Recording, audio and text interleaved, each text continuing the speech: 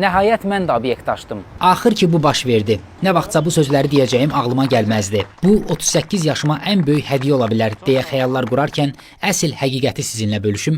İlk dəfə bir obyektin açılışını etdim. Bəlkə də nə vaxtsa öz obyektim olacaq, amma hələlik sizi dostlarımızın yeni məkanı ilə tanış eləyim. Fumari çay evi lunch üslubunda yaradılsa da əslində konsept olaraq böyük bir restorandır. Məkanın 2 zalı və çox gözəl kabinetləri var. Yəni bura qaqaların axşama kimi domino çırpacağı bir yer deyil. Menyuda kabab istisna nə desəz var. Açılış günü dostlarla bir neçə təamın dadına baxdıq. Məsələn, bir dənə qarışıq pizza demişdik, dadı gözlədiyimizdən daha yaxşı idi. Sonra fajitos yoxladıq. Mən bunun ən möhtəşəmini Berlində yemişəm. Amma burada da yaxşı idi. Bəhruz deyir, biraz əti daha yumşaq olsa məncə lap super olardı. Amma bu ət salatının spesifik dadı çox ləzzət elədi. Ümumiyyətlə qidaların keyfiyyəti gözlədiyimizdən daha yaxşı idi. Mətbəxə illərin təcrübəsi olan şeflər nəzarət eləyəndə belə də olmalıdır. Bu arada məkanda sərfəli çay setləri də var, deyim xəbəriniz olsun. Bir də buranın kabinetlərini çox bəyəndim. Xüsusilə bu geniş kabinetdə ailəvi tədbirlərinizi keçirmək üçün əla şərait var.